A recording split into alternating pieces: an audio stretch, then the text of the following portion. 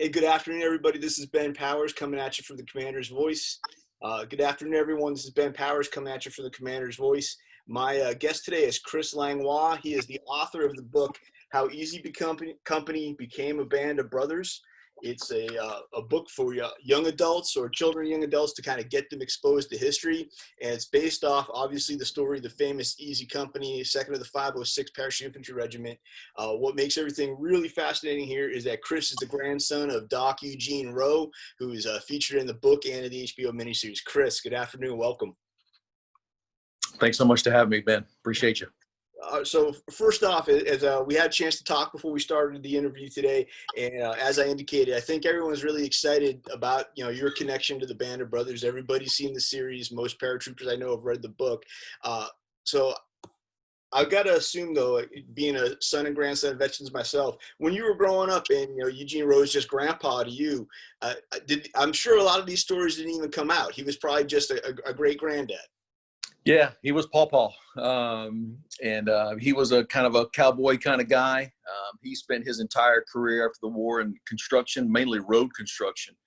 And so he wore cowboy boots and wore cowboy, button-down shirts. And he worked on, all growing up my life, he rode backhoes and bulldozers and pickup trucks, and spent a lot of time, scooping sand and gravel and stuff out of the rivers, loading them up on 18-wheelers, and those guys would go off and build roads and things like that. So we knew nothing. I knew nothing about his time in the war.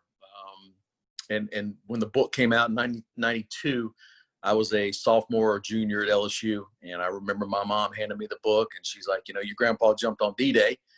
And I said, oh, okay. So I flipped to the back of the book like a good college student and looked up his name. And he's on 3 pages in Band of Brothers, the 1992, the original book from Ambrose. And so I read that real quick and handed the book back to her and said, well, obviously he didn't do anything in the war, or else he'd be on more than 3 pages. Oh my goodness, that is kind of an interesting take. But I guess when you're a sophomore or junior in college, it's kind of where your head's at. You know what I mean? Yeah. It's well below beer and women on the scale. So it's a huge tragic hole in my heart that I'll never be able to go back and ask all those questions. I didn't know what I didn't know, like a lot of us just didn't know. So at what point in either your career or just family history, what have you, did you suddenly decide there's probably more to this story and maybe I need to ask some more questions, even if, Papa's not here to ask directly anymore? What motivated you to start digging further? It was going to Paris and Normandy in June of 2001 for the world premiere. And we got notified late in the game that HBO was inviting all the families over. Shane, who played my grandfather, had emailed back and forth with my aunt, asking questions, doing his research, but still we had no idea of the scope or anything like that. So even when she was talking with him, we still didn't, no bells rang off that this was going to be a big deal. And we found out late that we could go to Paris for the world premiere. And so like 10 or 12 of the family, the Rowe family, went. And I remember checking in, and for some reason I was in the front of the group, and I said, we're here with the Rowe family. And they're like, oh, you're going to love episode 6. It's all about your grandfather. And the only thing I can think of is why would it be about my grandfather? He's on 3 pages of the book.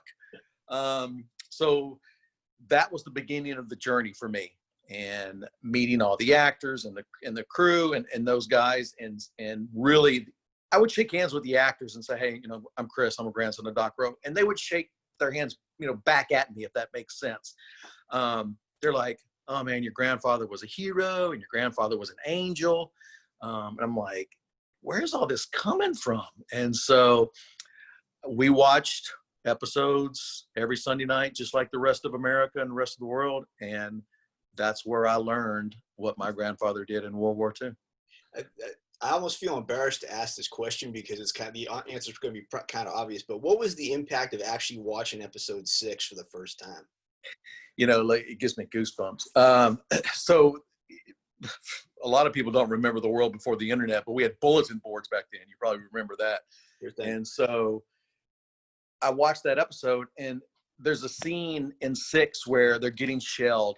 And I think it's Lipton who's calling for medic and Rowe, and they're like, medic, they're screaming medic, and he's not moving. So the camera's looking down on him in the foxhole, and he's not moving. And I thought, they're portraying him as a coward.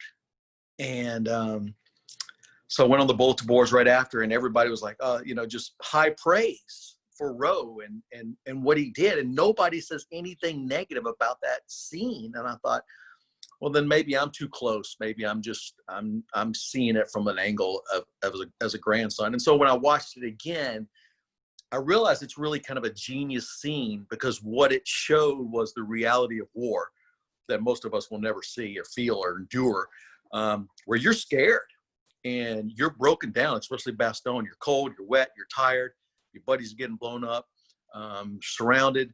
And Roe struggles for a second, like any other human being would, but then he gets up and goes. And that's the whole definition of courage, right? Courage is not, Yes, sir. Going forward, without fear. It's in spite of your fear, you get up and do your job. And so that scene has always stuck with me for two reasons, because it hit me so hard at the beginning in such a negative way.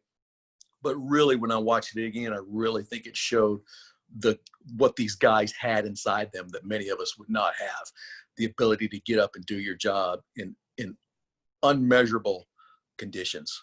Understood. Now, I got to ask, a lot of my listeners and viewers probably don't know that you're actually a serving police officer as well. When you first saw episode 6 and you had that reaction that he was being portrayed as a coward, had you been a cop for a while at that point? No, I didn't become a cop till 2007. So now being able to go back and watch it later, and having been in a profession that requires you to kind of put on that, the proverbial and literal armor, and I don't want to say change your personality, but I know as a former soldier, Ben hanging out with you and having a Coke and talking is a different guy than Ben Powers when he's getting ready to jump out of the airplane. I imagine that Officer Langlois might be a little bit different than Chris. So did the experiences of being a police officer help you understand that transition he had to go through in the foxhole? Like, I got to go from being Eugene to being Doc. It's time to put my Superman cape on and go, but I need a second. Yeah, absolutely. Because you understand very quickly in this job where you put on that armor, and you wake up, and it's generally when I'm getting dressed. It's funny that you say it, because it's generally when I flip that on or button up that awesome blue polyester, that this may be the day that I die. This may be the day that somebody kills me for what I do. And so, but that, you can't train yourself, as you already know. You can't train yourself to go run into danger.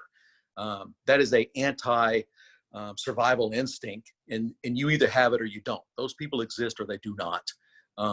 And so I think I've learned that I am one of those people. I have always run to those hot calls, and without fear.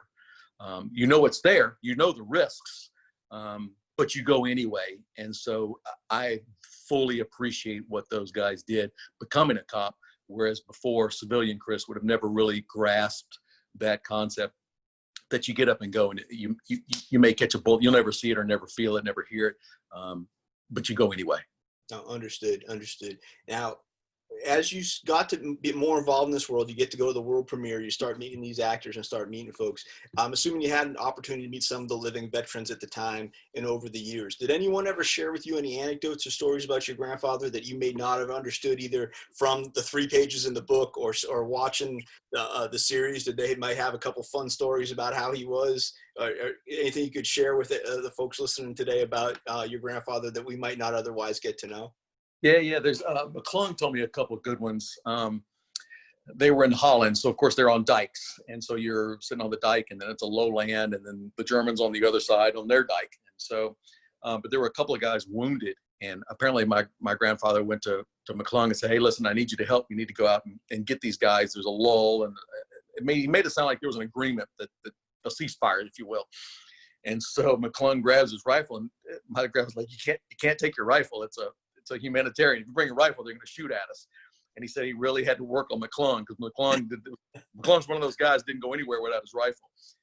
But he eventually convinced him to leave his rifle and go get it. And but there was another one. He said McClung was dug in a foxhole in the dike. So I mean, they're down a little. We call them a levee back home in Louisiana. But so you dug into the side of a hill basically, and there was some foxholes up ahead. And McClung said, "I saw this foxhole just get mortared and just blows up." And he goes, "I just know those guys are dead." So of course he calls for a medic, and Roe comes up, and McClung's like, go up there. And so he runs up there, and the two guys are absolutely not hurt in any way, shape, or form. But he said, I felt so guilty because we're all in foxholes and I'm safe and sound. And then I made him go run, which is another attribute of the medic. I could have done it. How do you run into danger without a weapon?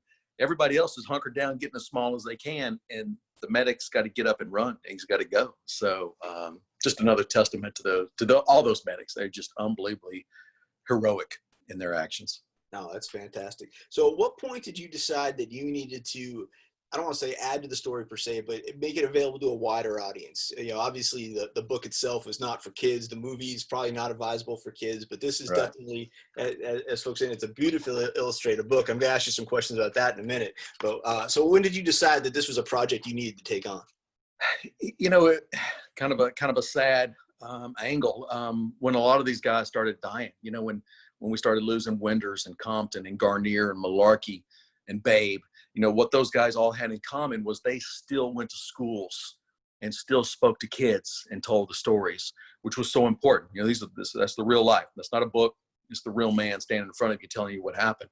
And so when we started losing those guys, I thought, we're losing the ability to reach kids and tell these stories, and soon they'll all be gone. So that was my impetus, really. And I thought I would do a PowerPoint presentation, and so I could just send you a thumb drive and anybody could do it. And then I thought, I don't know how to do PowerPoint. So I'm not that technically savvy. Well, I thought, but I can write.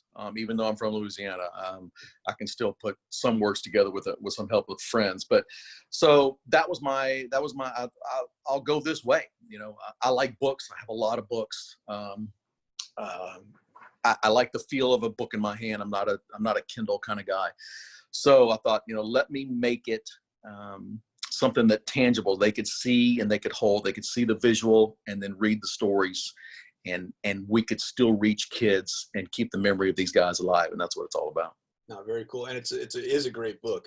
That's for sure. I enjoyed going through it, kind of comparing it to what was in Ambrose's book. Did you have to deconflict anything with the folks who'd actually published Band of Brothers or with HBO? I mean, I realize it's your grandfather's story. It's a piece of history. Anybody can write about it. But that title, Band of Brothers, is so intertwined with the miniseries and Ambrose's work. Was there any legal things you had to go through to be able to create this?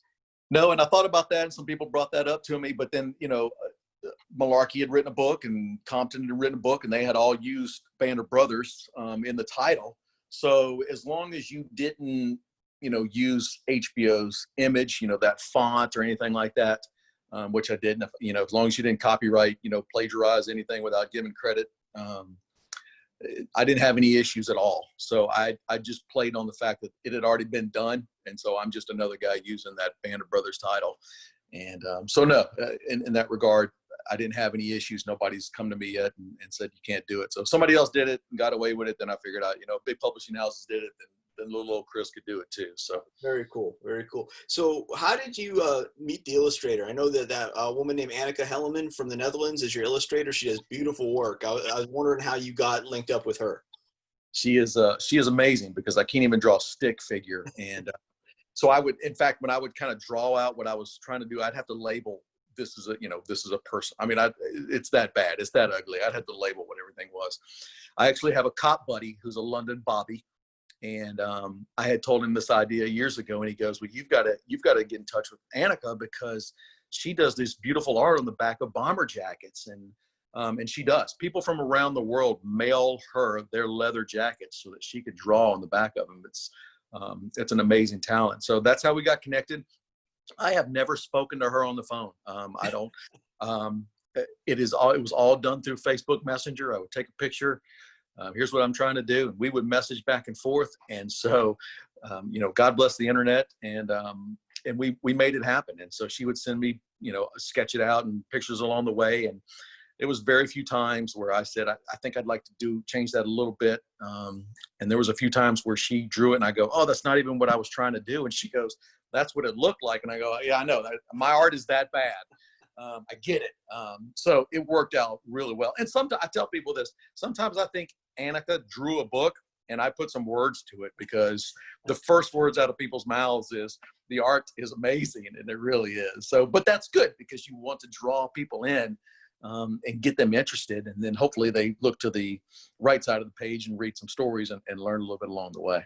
No, sure thing. Now, do you make this freely available to classrooms, or how do we get it into kids' hands?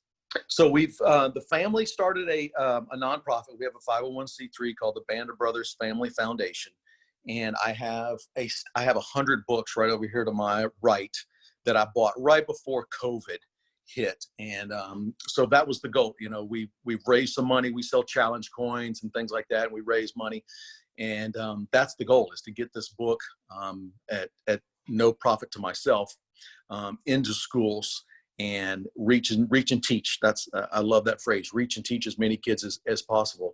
I've got a buddy that I've just been messaging with in England, and he did a little fundraiser on his side, and he put 2 books in schools over there. So it's in Dutch, it's in French, it's in English. So the goal is to get it in the classrooms as many times as we can. So with COVID, unfortunately, we got kind of shut down, but hopefully with the new fall semesters coming up, schools will be back in. I can mail, at least this next 100 books and get them in classrooms. Very cool. That is really cool. So being from Louisiana, do you speak French at all? I don't. I took 2 years in high school, and living in Texas now, I speak a lot more Spanish than I do French. I've lost but I don't get to practice my French over here very much. There's plenty of Spanish practicing over here, but did you have the opportunity to get over to France very often to promote the book, or just, I know you got to go to Paris, but that was like 20 years ago now. So yeah, I've been very fortunate with the book. I've parlayed that into an excuse to justify a business trip. But I've connected with Tim Gray and the World War II Foundation, and he had several events over the years with the actors, up to 20 of the guys over there doing book signings in general, and as a fundraiser for his nonprofit, his foundation, which is excellent. They do documentaries. I can't recommend it enough.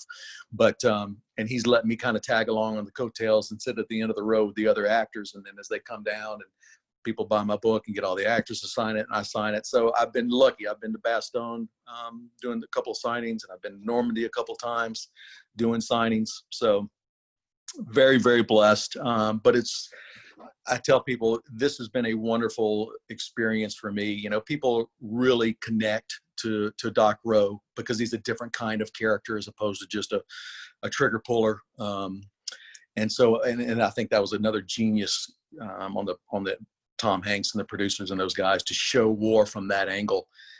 So people really connect, and so they're very excited to meet me. And I explain to them every time, I was just born. I didn't do anything special. I was just lucky to be born 2 generations later. But I've met some really, really wonderful people who've been impacted by Band of Brothers and Doc Rowe, and to hear them tell their stories, and their kids come up and they're dressed in the whole reproduction, and they're like, your grandfather inspired my son to get into reenacting, and it's heartwarming to see the impact, and it's great because if we don't get the next generation remembering these guys, then they're gone, and that would be a terrible tragedy. Yes, sir, and that is a fabulous legacy to hear. I've got one more question about your grandfather. We're kind of at the end of my time here, but at the end of episode 5, in the scene where Moose takes over the company, but then he gets wounded, and then so Winters and I think it's Lieutenant Welsh have to treat him until Doc Rowe can come up, and they didn't do a very good job, and he just takes them to task. No regard for rank. He's respectful, but at the same time, he's furious that he doesn't know how much morphine's been injected into the casualty. They didn't do anything by SOP, and he just really dresses 2 of the senior company leaders down. Did that strike you as tying into your grandfather's personality, or was that more of an invention of the writers? I think it could go both ways. I think my grandfather at a young age with that responsibility, because you have to remember, Rowe is the only medic in Easy Company that goes from D-Day to Hitler's Eagle's Nest.